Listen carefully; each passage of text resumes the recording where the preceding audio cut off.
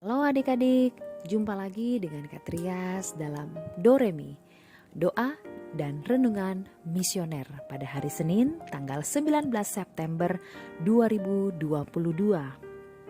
Semoga kita semua dalam keadaan sehat dan bahagia.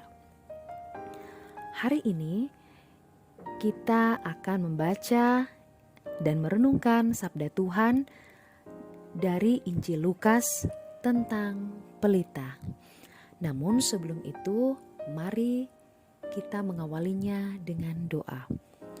Dalam nama Bapa dan Putra dan Roh Kudus. Amin.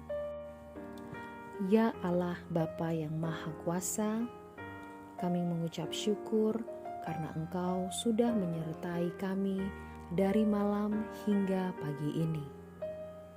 Saat ini kami akan membaca dan merenungkan sabda-Mu. Berikanlah kami hikmat agar kami dapat memahaminya dan melaksanakan segala kehendak-Mu. Demi Kristus, Tuhan dan pengantara kami. Amin. Baik adik-adik, sekarang mari kita buka Alkitab kita. Kita buka Injil Lukas pasal 8 ayat 16 sampai ayat 18. Kita siapkan hati untuk membacanya. Inilah Injil suci menurut Lukas. Dimuliakanlah Tuhan.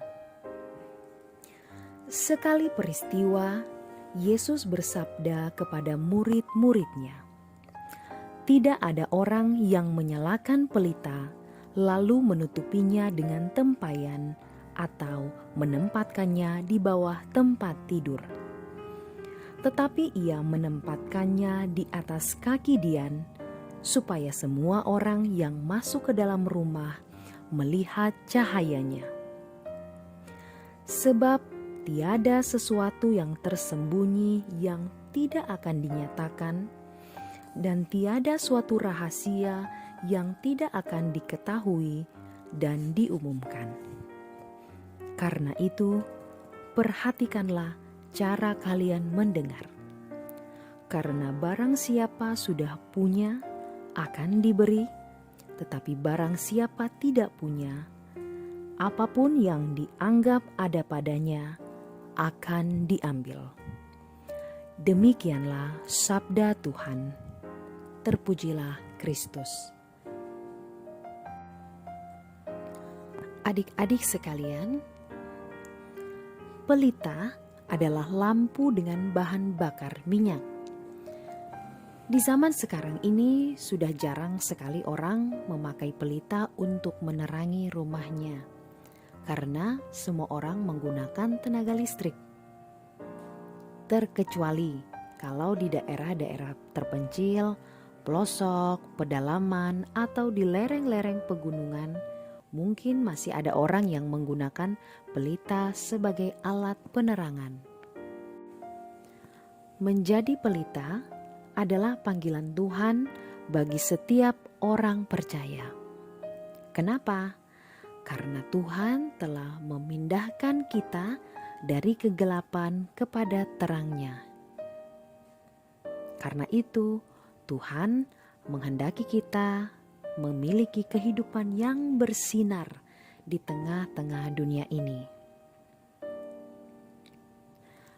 Menjadi pelita berarti kita menjadi berkat bagi orang lain. Kita menjadi berguna bagi orang lain. Menjadi pelita di manakah? Dimanapun kita berada dan kapanpun waktunya. Bisa di sekolah, bisa di kampus, bisa juga di tetangga-tetangga kita, bisa di kantor, bisa di mana saja. Menjadi pelita bagi orang lain tidak harus selalu menjadi orang yang selalu beraktivitas di dalam gereja, bukan begitu. Apalah artinya kita sibuk dengan jadwal pelayanan yang padat kalau kehidupan kita sendiri tidak menjadi terang dan tidak punya dampak bagi orang lain. Ketika pelita dinyalakan, sumbunya akan semakin terbakar. Artinya, mendatangkan kerugian bagi orang yang menyalakan pelita itu.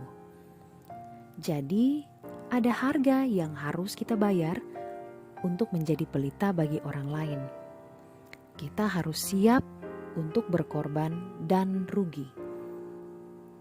Contohnya, kalau adik-adik akan pelayanan sebagai petugas misdinar, adik-adik berkorban untuk menyiapkan tenaga, waktu untuk latihan, seperti itu.